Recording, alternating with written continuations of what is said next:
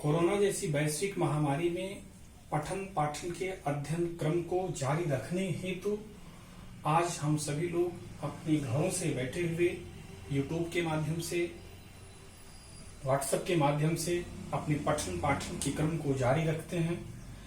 ऐसे क्रम में भुवन मालती टीचर्स ट्रेनिंग कॉलेज मोतिहारी के बीएड फर्स्ट ईयर और सेकेंड ईयर के प्रशिक्षु ही नहीं बल्कि अन्य कक्षाओं के प्रशिक्षु भी इसी माध्यम से पठन पाठन कर रहे हैं।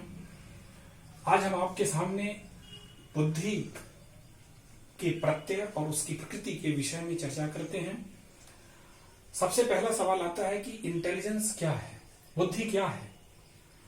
हम अपने आसपास ये देखते हैं कि कहते हुए पाते हैं कि कोई बहुत बुद्धिमान है, कोई कम बुद्धिमान है, कोई जड़ है।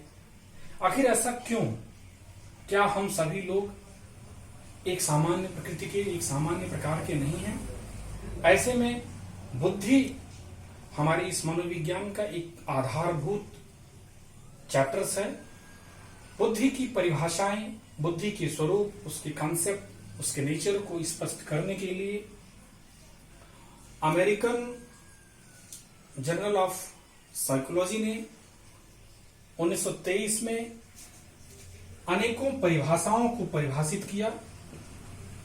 उन सारी परिभाषाओं को एक वर्ग के रूप में वर्गीकृत करने का कार्य मनोवैज्ञानिक फ्रेमन ने जो किया है, उसमें उन्होंने बुद्धि को 3 वर्गों में परिभाषाओं को संग्रहित किया। सबसे पहली चीज है समायोजन की योग्यता के रूप में बुद्धि को जाना जाए। आज एक सबसे बड़ी सवाल होती है कि जब हम कहते हैं कि हम अपने जीवन में, हमारे जीवन का सबसे बड़ा सुख क्या है, तो हम सभी लोग इसी बात का उत्तर देते हैं कि समायोजन। अगर हम अपने आप से समायोजित नहीं कर पाते हैं तो शायद यह सबसे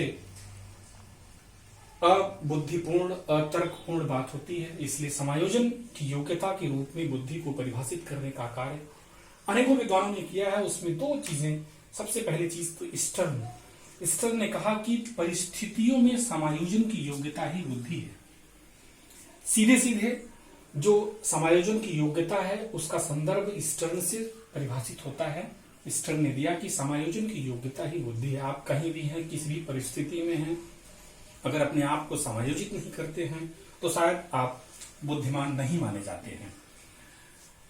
समायोजन के संदर्भ में एक बात और आती है कि क्या समायोजन हम अपने तनाव की स्थिति को कम कर लेंगे?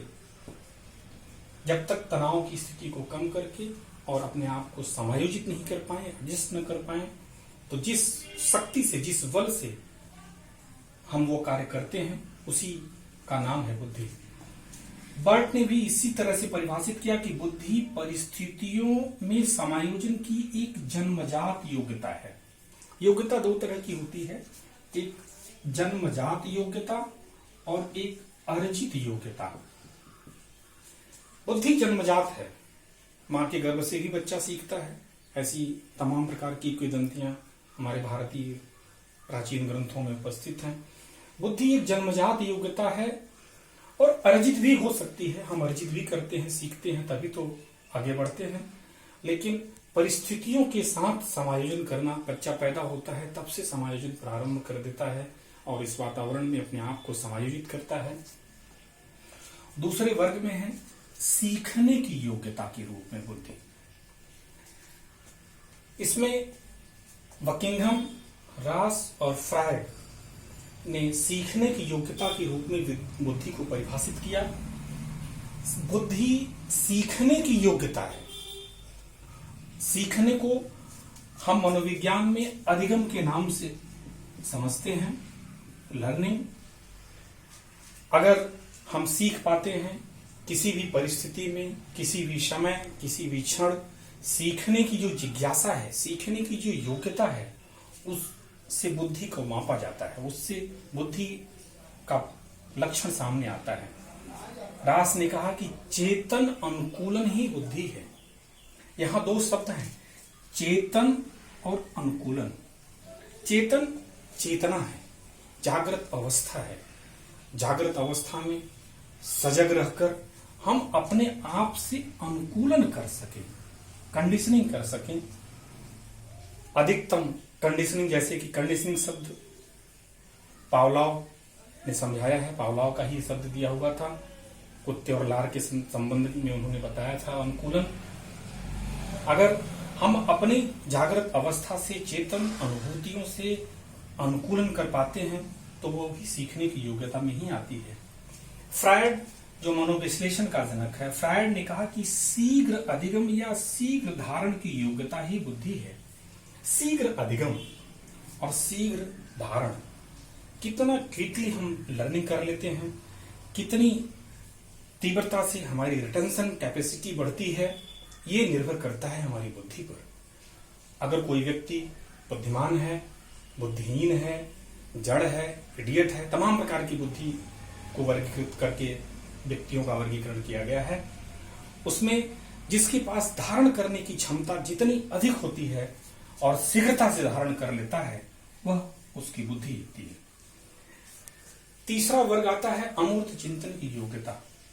यहां अमूर्त शब्द से पहले हमको जानना होगा कि मूर्त और अमूर्त तो अलग अलग चीजें हैं। मूर्त जो मूर्ति में है, प्रत्यक्ष में है, मूर्त चिंतन की योग्यता जो हमारे प्रत्यक्ष में हमारे सामने दिखाई देती है वो तो मूर्त होती है, लेकिन बुद्धि अमूर्त चिंतन के रूप में है। अमूर्त जो हमारे सामने ना हो, प्रत्यक्ष ना हो, दिखाई ना पड़े, हम उसको छू ना सकें, केवल उसकी अनुभूति कर पाते हैं, वो चीजें अमूर्त होती हैं। जैसे आत्मा, ब्रह्म, परमात्मा, जीव, जगत, इनको किसी ने नहीं देखा है, वो सब सारी चीजें अमूर्त हैं। जो उन विषयों को सोच सके, जान सके, वो अमूर्त चिंतन होता है। ऐसी परिभाषाओं में टर्बन का नाम सबसे पहले आता है। ध्यान देना है कि बुद्धि की सबसे पहली जो परिभाषा है, सबसे पहला विचार टर्बन के द्वारा ही हमारे सामने मनोविज्ञान में आया।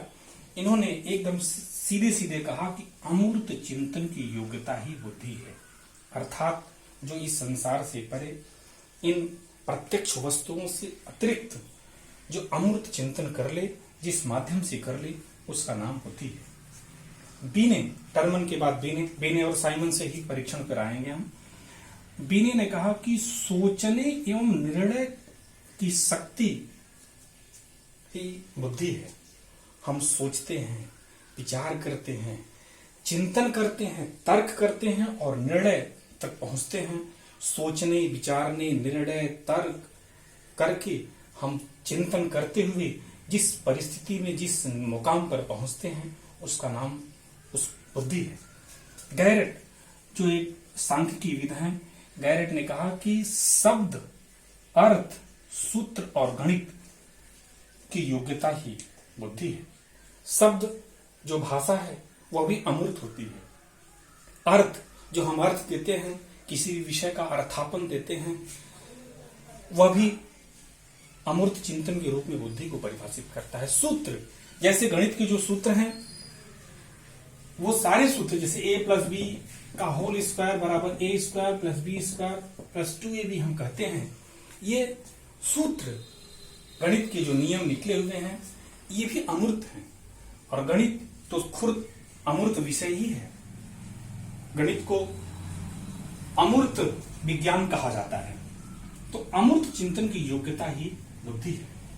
अब सवाल यह आता है कि आखिर ऐसे तमाम प्रकार की जो परिभाषाएं हैं बुद्धि के स्वरूप को, बुद्धि की प्रकृति को स्पष्ट करने के लिए हमारे सामने उपस्थित हुई, उसमें समायोजन की योग्यता, सीखने की योग्यता या अमूर्त चिंतन की योग्यता के रूप में जो बुद्धि दिखाई देती है, कायदे से अगर हम अपनी परिभाषा को डिफाइन करना चाहें तो शायद आज यह एक बुद्धि एक सामूहिक योग्यता के रूप में होती है।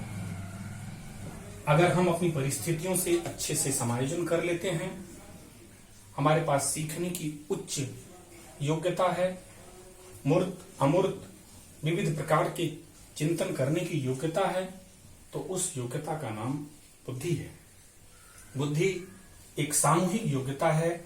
हम ये नहीं कह सकते कि हम केवल समायोजन कर लें तो बुद्धि हो गई, सीख लें तो बुद्धि हो जाए, अमूर्त चिंतन कर लें तो बुद्धि हो जाए। बुद्धि एक सामूहिक योग्यता के रूप में इस समय मौजूद है। तो आज बस इतना ही बुद्धि को समझते हैं। कल हम लोग बुद्धि के सिद्धांत और उसके मापन के विषय में चर्चा करेंगे। धन्यवाद।